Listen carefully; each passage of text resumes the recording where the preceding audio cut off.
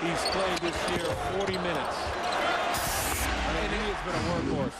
And, you know, they try to rest him sometimes on defense, but the other coaches see that, and immediately they're going to make him work. I mean, 8 games, 30 minutes. He and Ewing together have played 11 games of 30 minutes. Yeah. That's still a lot. 40 minutes. I'll get it straight. 30's okay. Height with a runner. 64-41. The crowd trying to pump up the Blue Devils here. And this is going to be a foul on Antoine Mahan, the freshman who checks in. He's on Reddick, picks up his first, and we've got a timeout.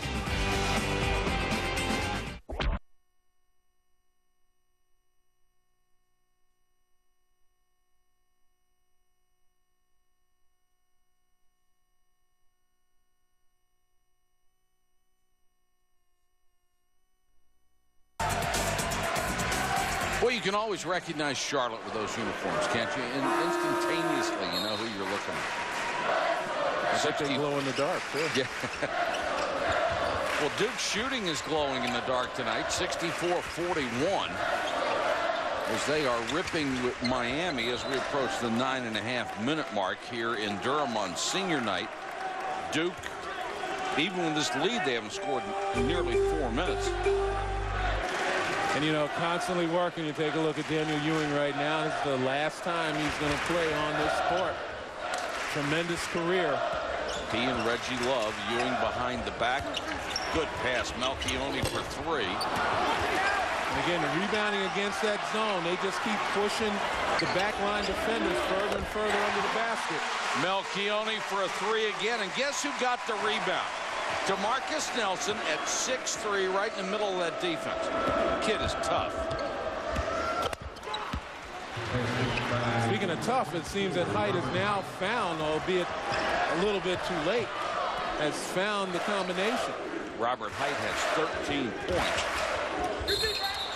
Melchione a little bit out of control, and he will pick up a foul.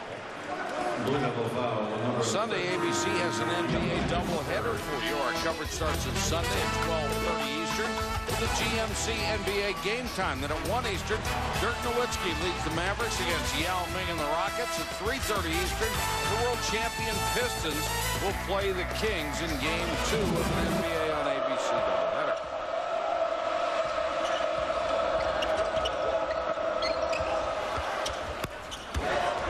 Air ball that time from Height. He's getting the shots, though. I mean, yep. There was a time in the first game that these two teams played down in Miami, and for large chunks of this one, he wasn't even able to get good looks. And speaking of good looks, you know, we talked about how much J.J. Redick plays per game. You know, he averages almost 39 minutes a game. And at this point, I'm sure it's his decision to be out there. I'm sure Mike Krzyzewski would rather rest him for periods of time, keep him fresh. Well, he lost 20 pounds in the offseason anticipating that he would play a lot more minutes, and he did not want to be in a position where he was going to get tired going down the stretch. The other thing that Duke has done all year is that they don't practice these guys as hard because they know they're going to be in a situation where they use up so much energy during the games. Ewing for 3. Boy, their three-point shooting has been outstanding tonight. Ewing with a dozen, and it's 70-43. You know, Ewing just came off a bit of a breather on the bench and got his legs back. And I know he wants to be in this game, as I mentioned before. The last one he'll ever play here at Cameron Indoor. Leave a good taste in his mouth. There is Height, and he will draw a charge. And against the zone, just not quick enough to cover the corners. And Ewing just wide open. The problem with the one-on-one moves of the Miami Hurricane guards is they picked up about 5 offensive fouls tonight. And the inability of them to draw the defenders and then kick it. That's been the key, and that's something that they certainly need to work on. A guy like Anthony Harris, who's a sophomore, he's got time. Guillermo Diaz, a sophomore, he's got time as well. Got a timeout with 7:56 to go from Duke.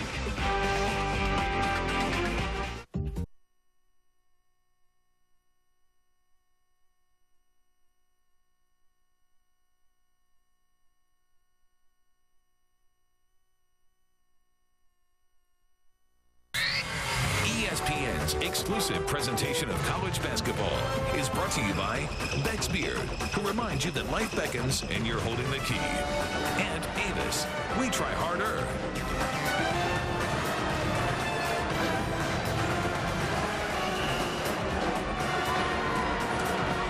Miami trailing Duke 70-43. Senior night for the Blue Devils, and Daniel Ewing and Reggie Love honored as the seniors. Ewing with 7 assists there. His parents had a brilliant career under Mike Krzyzewski. Number 5 all-time shooting threes.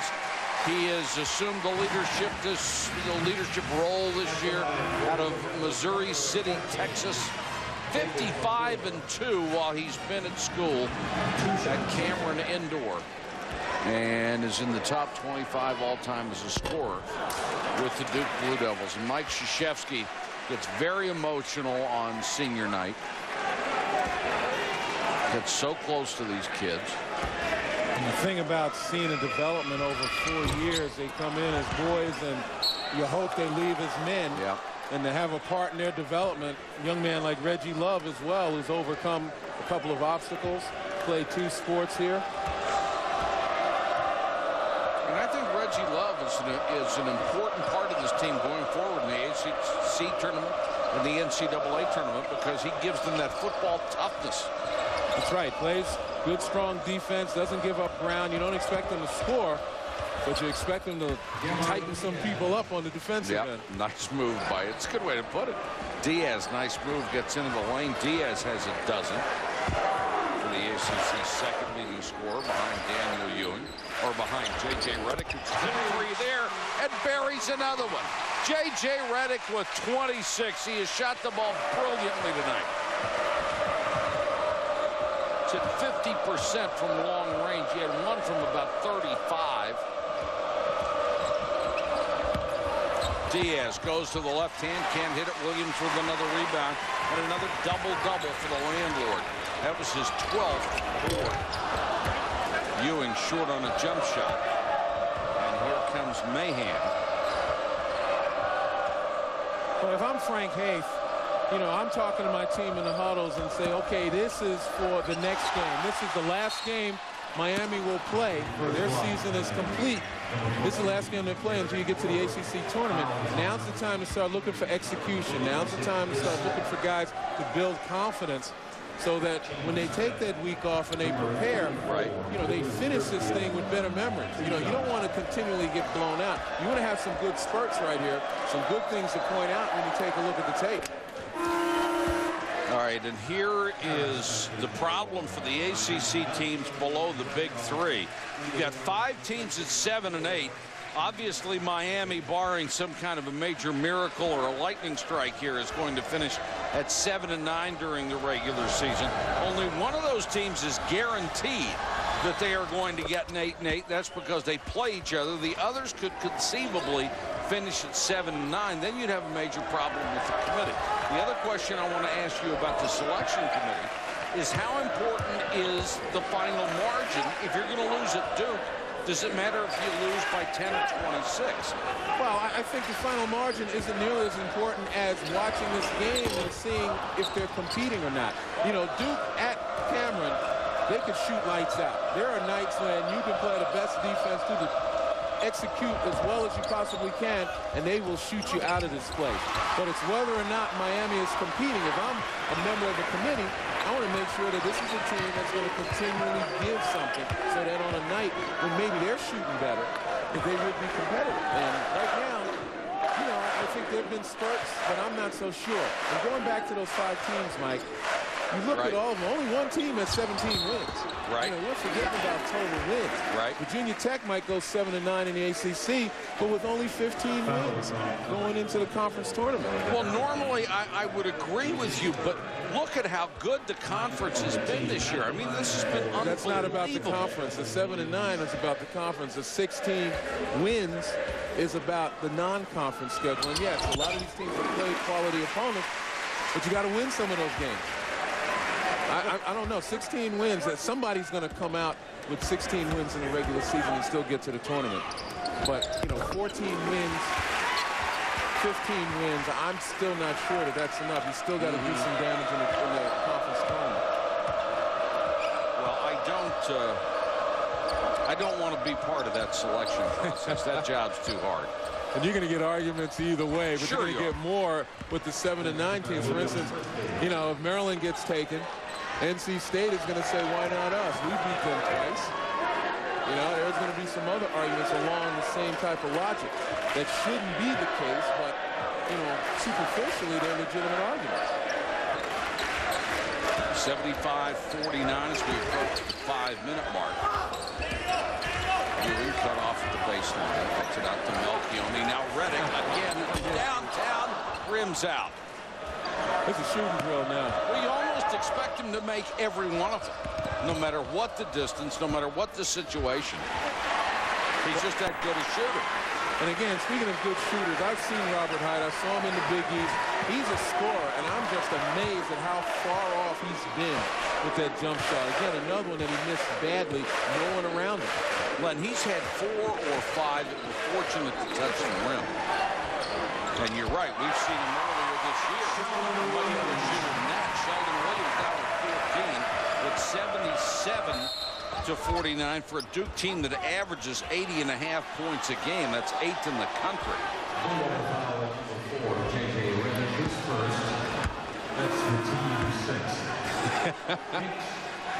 Virginia Tech. Yeah.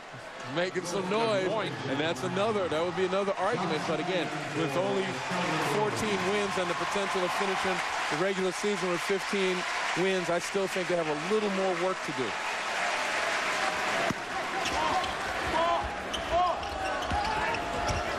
Diaz blocked from behind. Shavlik Randolph got a hand on it, and then last touched by Miami. Well, Diaz, obviously, he looks like he took off one step too soon because he never really got that. As great elevation as he has, never really got it above the rim. And Shavlik Randolph, that was not your typical from-behind block. But Shavlik Randolph may be the best player in the country blocking shots as the secondary defender, coming over and getting somebody from behind. He's just brilliant at it. Diaz has only hit 5 out of 15 shots. Ewing too strong on another one. And number 51, Patrick Johnson, is in the ball game for the Blue Devils.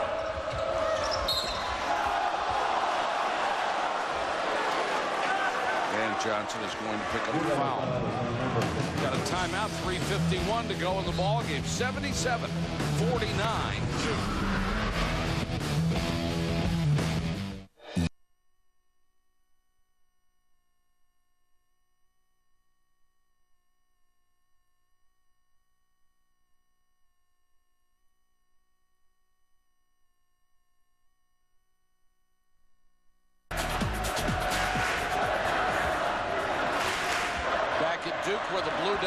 Coasting with 77-49 lead over the Hurricanes of Miami. Duke is going to finish the season at 22-4, headed into the ACC tournament. It will be their 11th victory in the ACC, and no team has dominated this conference like the Blue Devils have in recent years. There's been a marvelous run by Mike Krzyzewski and his coaching staff. It's all about the program. I mean, every year you see the team out on the floor and you see the same system. It begins with tough defense, the ability to move the ball, to get it to open shooters. You know, toughness on the glass. That's continuity. And JJ's still in the game, huh? And still open and still making them. J.J. Redick with 29 points. That smells like making sure you get the scoring title. Yes, sir. In this conference. It does. I'll tell you one other thing it starts with is Diaz tries to hit from the baseline and does. It starts with quality people, because when things go bad, quality people hang with you. So you can go through a losing streak. You're not going to lose the team, where other places you may have some outstanding athletes, but they're not as good at kids, and they'll bail on you in a hurry. And I think a lot of coaches are finding that out. Even a lot of coaches in the pros think character now is as important as talent.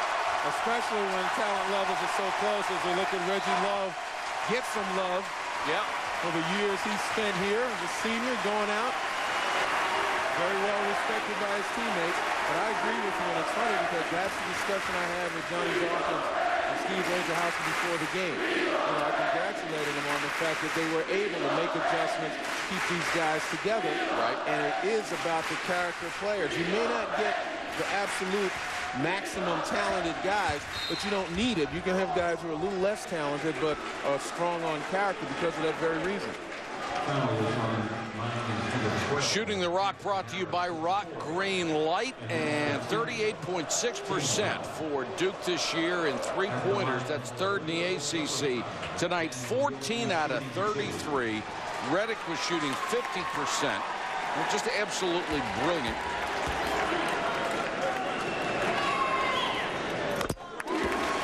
The other thing, we're talking about character and effort.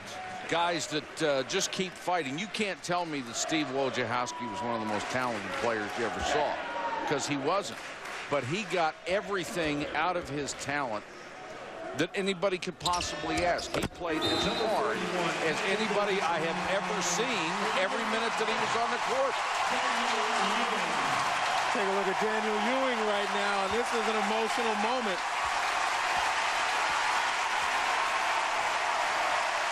You don't even have to guess who that was.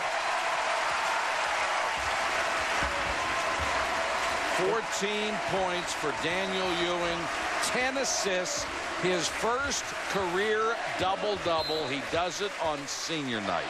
What a way to go out at home. Well, I've seen a couple of guys. Hakeem Warwick from Syracuse at his career high, 36 or 38 points last Saturday. Isn't that great? On senior day. I mean, it is tremendous. The emotion really pushes you. Yeah. It takes you beyond heights that you haven't visited. But going back to your point about Wojo, absolutely. And the thing about it is that point of character is commitment. Yep. And that's what Wojo had. That's what allowed him to go in that gym and be that gym rat and practice and work and then scrap and scrap. I mean, I admired him more than a lot of guys who were far more physically gifted and went on to great pro careers, because he got everything out of his ability that he possibly could.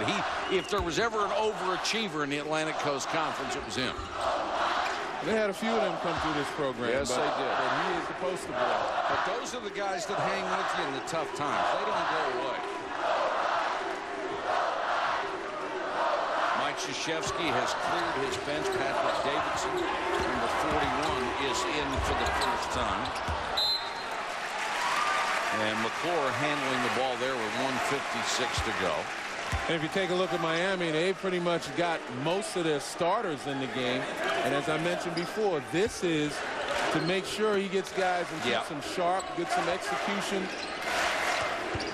One other thing I wanted to ask you about, Len, while we still have the chance, is going into Sunday's game, Duke at North Carolina. Should Duke win that game, they would still have an outside chance at getting a #1 seed in the NCAA tournament. You could conceivably have North Carolina, Wake Forest, and Duke, the top 3 teams in the ACC, competing for 3 of the 4 seeds in the NCAA tournament. Yeah, I mean, I would tend to agree with you. I think Duke would have to win that game and maybe do a little bit more, but at the end of the day, there is that 4th spot that's up for grabs. Right now, I think Kentucky has a strong argument for it, but you never know. Minute 39 to go in this one. Miami is going to finish at 16-11. 7-9 in the ACC, and Frank Haith told us before the game he didn't think this would be a disqualifier for his team, but he thought they might have to go to D.C. in the ACC tournament and win a ball game there, maybe 2. And he did mention 17 games was what he'd like to see on at least that on his winning ledger. Right, and I agree, and I mentioned it before. 16 wins at 17-9, you still got some work to do. It's not a total disqualifier unless you continue that log jam at 7-9, and then they've got to do more digging, and it becomes even more subjective because a lot of these teams have beaten the other teams they're competing against for that spot. Or 2. Randolph double teamed inside, and here comes Height. the other way for Miami. And Height now has 17 points. And all Duke is really interested in is running out the rest of the clock. Well, Len, we've had a chance to work together a lot this year. It's been a lot of fun for me. It's always a pleasure to be around you. Well, same here. And, you know, we have seen some games, and we've seen some games. That's right.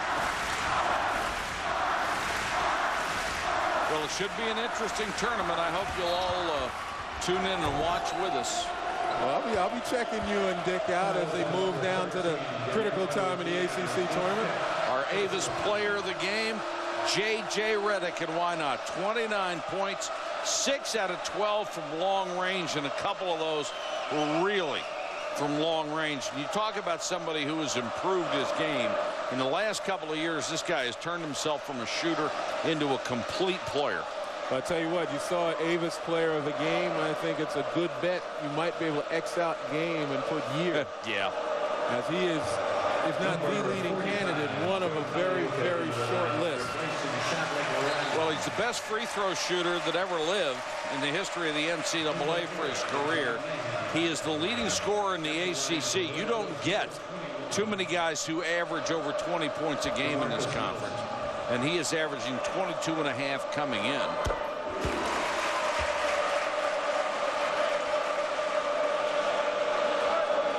And he really gets it from the opposing teams. 6th in the NCAA, in fact, at 22.5. 3rd in the NCAA this season with his free throw percentage.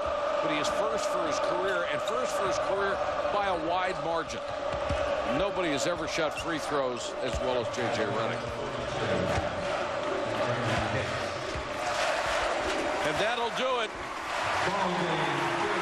Duke has won its 22nd game of the year in 26 tries, 83-59 over Miami. Another impressive performance by the Blue Devils.